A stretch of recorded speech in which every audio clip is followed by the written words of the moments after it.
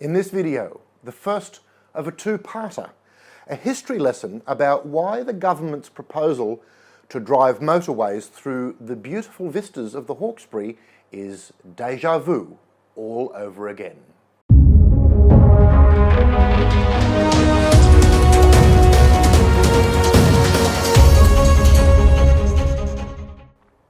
Hi, I'm Nathan Zamprogno. I'm one of your elected Liberal councillors on Hawkesbury City Council. Barely 2 months ago, the state government announced in a consultation period in relation to two proposed road and rail corridors passing through the Hawkesbury district. The Castlereagh corridor proposes a crossing of the Hawkesbury Nepean River at Castlereagh and then goes through Yarramundi, Grosse Vale, Bowen Mountain, Currajong and rising steeply to join Beltline of Road at Currajong Heights. The Outer Sydney Orbital, or M9 corridor, runs north from Camden, passes through the site for the new airport at Badgerys Creek, strikes northeast from Marsden Park and would decimate communities in Vineyard, Oakville and Moralia. And at some indeterminate point in the future, it's suggested that that corridor will go all the way north to Newcastle. Pigs might also fly. As an elected Liberal, I'm stating my opposition to both corridors. Even though the state government is of my party, a dumb idea remains a dumb idea regardless of where it comes from. Recently, all 4 of your local Hawkesbury Liberal councillors voted unanimously alongside the other councillors to express our concern about these corridors and to seek a better solution in a motion that was passed at Council on May 8. I want to explain why, and the best way of doing it is a video two-parter. Both videos are part of my own submission to Transport for New South Wales, so I hope you're listening. You may have cause to agree and disagree with me simultaneously, and that's because I'm doing my job. I'm aware that I need to represent a range of views, but stick with me. This video, part 1, is called We've All Been Here Before.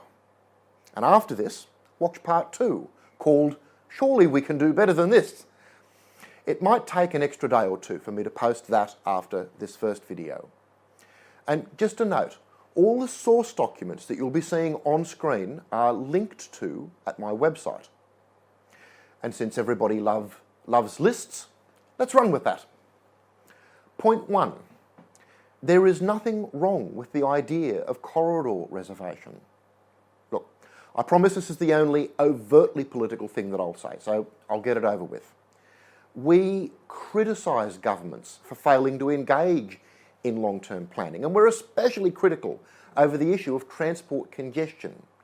And those of us with an eye to history remember that it was the Rann Labor government who left a ruinous legacy in this state of flogging off road corridors for the M4 and elsewhere in 1977.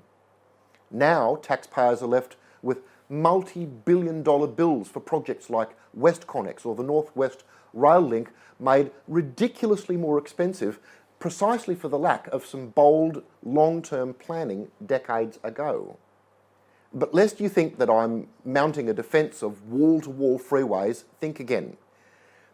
Sydney needs a coherent mix of road and public transport networks. But we need to avoid the Los Angelesization, for a better term, of our city. And if this infrastructure barely keeps pace with an eternally growing population, it merely creates the illusion of progress while we actually go backwards in terms of our quality of lives, the sustainability outcomes and commute times.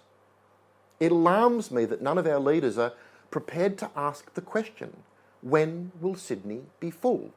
It's a simple enough question and it shouldn't be heresy. Notice anything different about where you live? For most Australians, it's never been more crowded. Australia is heading for a population boom.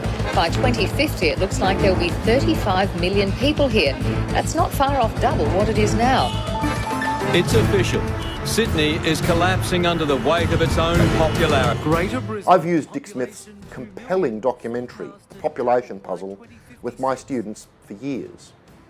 It alarms me that Sydney is growing without any leadership on the question of what its maximum population should be. I believe that Australia's sustainable future lies with both limiting population growth and providing sharper incentives for decentralisation, sending demand outside of our capital cities.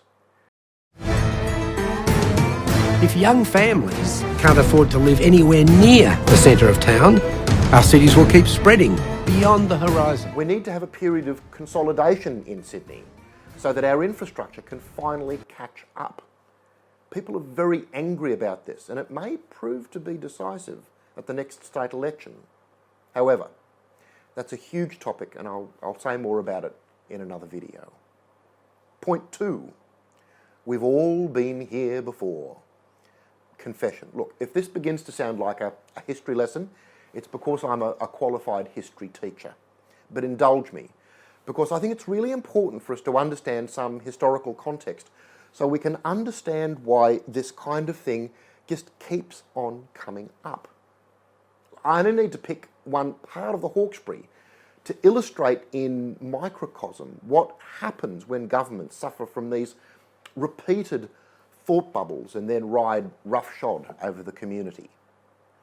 Back in 1948, there was a master blueprint for Sydney called the County of Cumberland Plan. It understood that a healthy city contained a dense core, a ring of urbanised suburbs, and most importantly, green belts that served the city with recreational spaces, productive agricultural land, and preserved wildlife corridors and amenity. It was a great idea, and it didn't last. Sydney-wide, the pressure for growth at any cost gradually eroded the idea of green belts. And all of this land in our neck of the world was farms and rural properties back then. And this land here, right next to the proposed M9 corridor, is now Skyville National Park. It was gazetted in 1996. But before it was a national park, it was one of the largest contiguous parcels of Crown land left in the Sydney Basin, which is why, by turns, various governments, Labor and Liberal, state and federal, if I might paraphrase H.G. Wells, looked upon us with envious eyes and slowly drew their plans against us. In 1978, there was a serious proposal to make Skyville, Oakville and Pitttown the site of Sydney's second airport.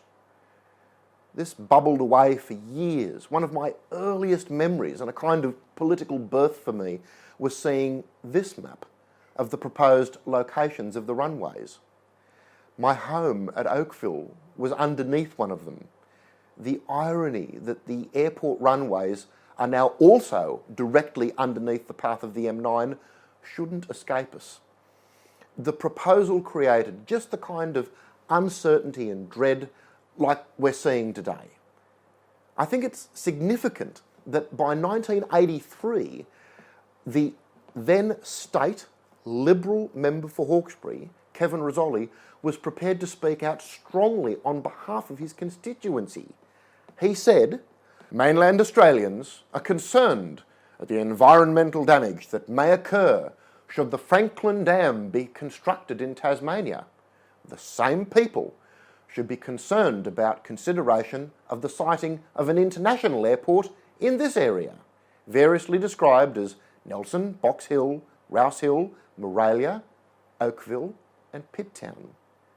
The major factor is not technical feasibility, but whether such construction will so alter the character of the area in which it is located that it will destroy forever a part of Australia's heritage, a heritage at least as priceless as the Tasmanian wilderness." Let me underline that. Our Liberal state member was prepared to liken the natural and historical heritage of Oakville, Moralia and Pitttown as analogous to that of the Franklin River in Tasmania. He went on, The natural endowments of the area, which have created the unique circumstances of its history, scenic beauty and quality of life, demand its preservation as part of Australia's heritage. That heritage is still relevant today. Dominic, I am calling for you to show the same conviction that your predecessors did. And let's move on. In 1987, the same site was announced for a massive maximum security prison, bigger than Parramatta Jail. And again, the local Liberal state member for Hawkesbury was in the vanguard in condemning the idea, saying, "I am going to give my full support to the community in opposing this jail." In 1991, the government announced that Skyville was at the top of a list of preferred sites for what would have been, wait for it, the largest rubbish dump in the Southern Hemisphere. And in 1992, the government announced that the same area would be the site for a massive housing development. Hawkesbury Council shamefully issued a prospectus that showed bushland at Oakville and Skyville being bulldozed and replaced with a new suburb of 20,000 people, complete with 4 primary schools and a high school and runoff running directly into Longneck Creek. So my point? We've all been here before. There is nothing new under the sun. But also, people power can win. Each of these proposals, presented in most cases as necessary and inevitable, were knocked on the head by the community rallying to make the government see sense. The airport idea was scuttled. The dump didn't happen. The prison idea went the same way. And the plans for a massive new suburb of 20,000 people stopped cold. And eventually, we got the land around Skyville gazetted as a new national park. I was 22. It was the year after I first stood for council. I played a small role in that fight, and I'm kind of proud of it. And you'll note that I'm not political point scoring here. These rotten ideas were proposed by both Labor and Liberal governments alike. What matters is that people stood up and demanded that their leaders listen to them. And my point of this history lesson is that people can make a difference, and governments can be made to either see the light or feel the heat. In the second video, I'll be listing the reasons why this particular proposal isn't good enough and suggesting some alternatives. I hope that you'll join me. Hi again. I'm doing these video pieces in an effort to try something new and innovative in the way that your local council engages with you. I hope that you think that this kind of thing should be supported, and if you do, here's something that you can do. The first thing that you can do is subscribe. You can subscribe to this as a YouTube channel. You can subscribe to it as a video or audio podcast and have episodes automatically delivered to the device of your choice, such as your smartphone. You can subscribe to my Councillor Zamprogno Facebook page. You can subscribe to the Hawkesbury Liberal Team Facebook page. Or you can subscribe for email updates. The links to do this are either below if you're on the YouTube page, or here at the Councillor Zamprogno website at councillorzamprogno.info. And the second thing you can do is share this, comment, sink the boot in, tell a friend, give a damn. This is your Hawkesbury. Thanks for watching.